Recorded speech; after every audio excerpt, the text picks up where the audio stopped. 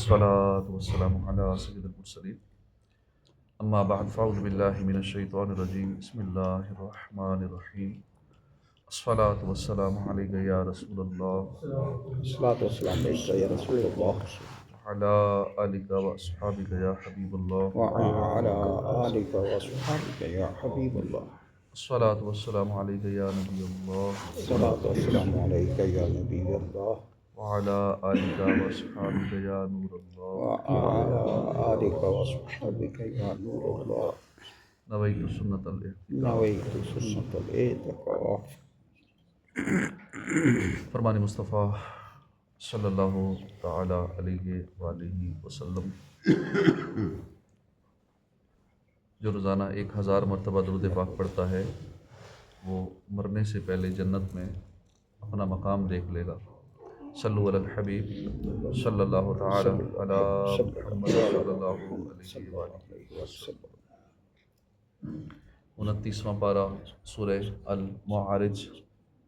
آیت نمبر 31 سے آج آگے شروع کریں گے۔ اعوذ باللہ من الشیطان الرجیم بسم اللہ الرحمن الرحیم فمن ابتغى وراء ذلك فأولئك هم العادون۔ اللہ کے نام سے شروع جو نہایت مہربان رحمت والا۔ ترجمہ کنز العرفان۔ تو جو ان دو کے سوا اور کوئی صورت چاہیں تو وہی حد سے بڑھنے والے ہیں، یعنی جو لوگ اپنی بیویوں اور اپنی ملکیت میں موجود ان کنیزوں جن سے صحبت حلال ہے کے علاوہ شہوت پوری کرنے کی کوئی اور صورت چاہیں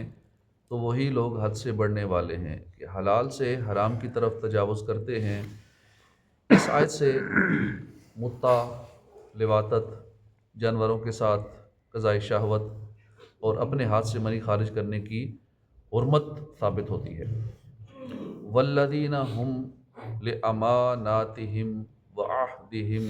راعون، اور جو اپنی امانتوں اور اپنے عہد کی حفاظت کرنے والے ہیں۔ اس آیت میں چھٹا وصف بیان کیا گیا کہ ان لوگوں میں حرص اور بے صبری نہیں پائی جاتی جو اپنی امانتوں اور اپنے عہد کی حفاظت کرنے والے ہیں، کہ امانت میں خیانت نہیں کرتے اور نہ ہی عہد توڑتے ہیں۔ یہاں امانت میں شرعی امانتیں اور بندوں کی امانتیں دونوں داخل ہیں، اور عہد میں مخلوق کے ساتھ کیے ہوئے عہد اور اللہ تعالیٰ کے ساتھ کیے ہوئے عہد، نظریں اور قسمیں بھی داخل ہیں۔ امانت میں خیانت کرنے اور عہد کی خلاف ورزی کرنے سے متعلق حضرت عبداللہ بن عمر رضی اللہ تعالیٰ عنہما سے روایت ہے، نبی کریم صلی اللہ علیہ وسلم نے فرمایا 4 باتیں جس میں ہوں وہ خالص منافق ہے، اور جس کے اندر ان میں سے کوئی ایک ہو تو اس میں نفاق کا ایک حصہ ہے، یہاں تک کہ اسے چھوڑ دے۔ جب اسے امانت سپرد کی جائے تو خیانت کرے، جب بات کرے تو جھوٹ بولے، جب وعدہ کرے تو وعدہ خلافی کرے، جب جھگڑا کرے تو بیہودہ بکے۔ یہ منافق کی علامت ہے۔ ایسے دیکھ لیں کسی سے جھگڑا ہو اور فوراً بیہودہ باتیں اس کے گالیاں وغیرہ اس کے منہ سے نکلنا شروع ہو جاتی ہیں، اگر کسی کی یہ عادت ہے تو اس میں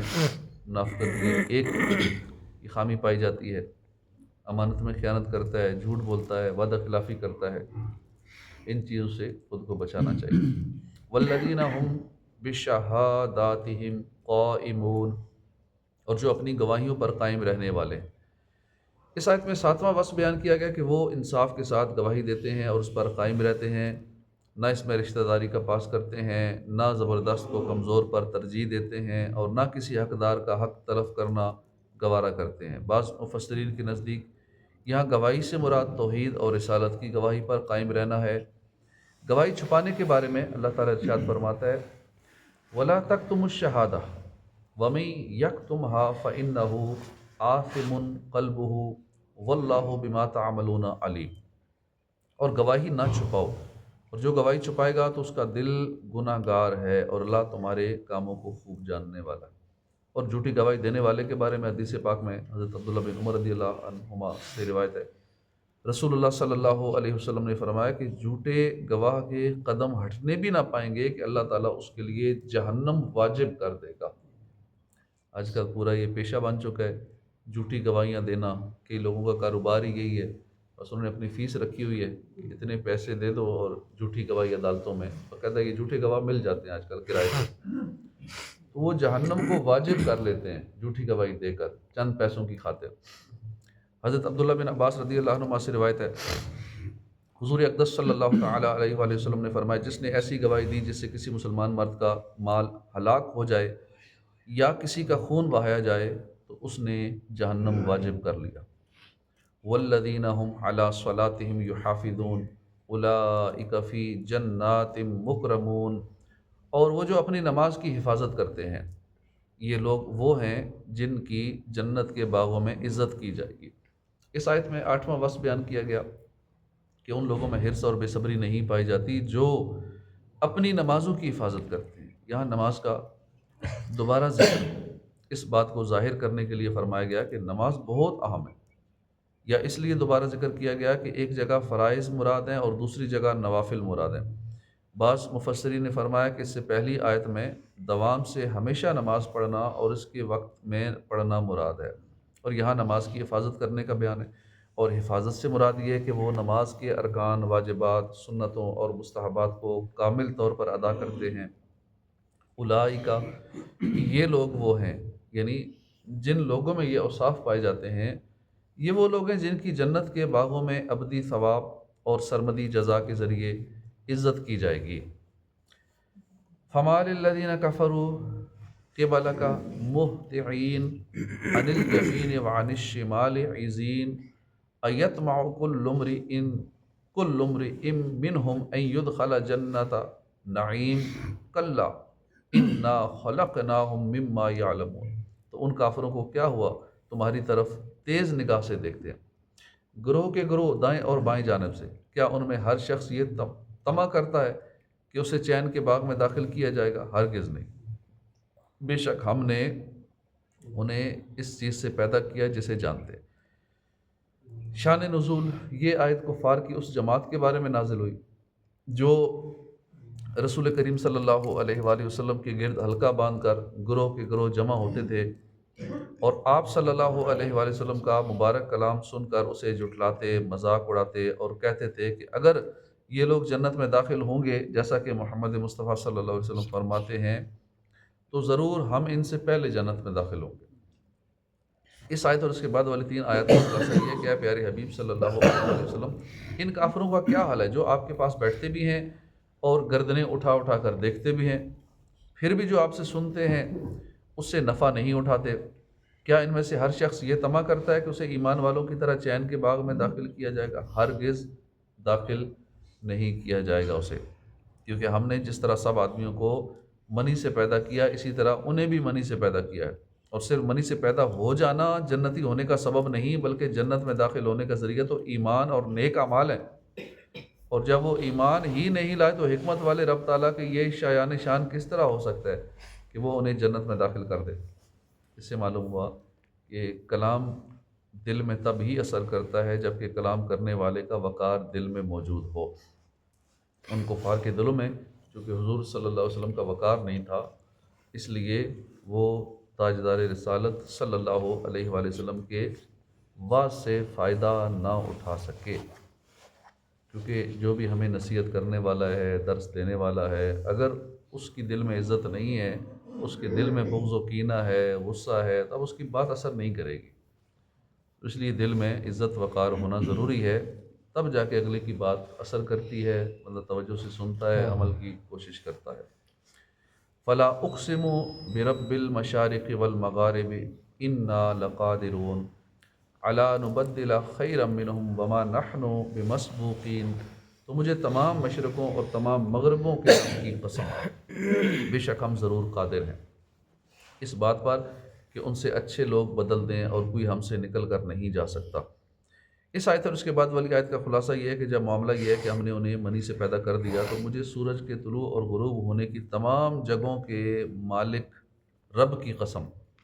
بے شک ہم اس بات پر ضرور قادر ہیں کہ انہیں ان کے جرموں کی وجہ سے ہلاک کر دیں اور ان کی بجائے وہ لوگ پیدا کر دیں جو ان جیسے نہ ہوں، بلکہ وہ ہمارے اطاعت گزار اور فرما بردار ہوں، اور ہم انہیں ہلاک کرنے اور دوسرے لوگ پیدا کرنے سے عاجز نہیں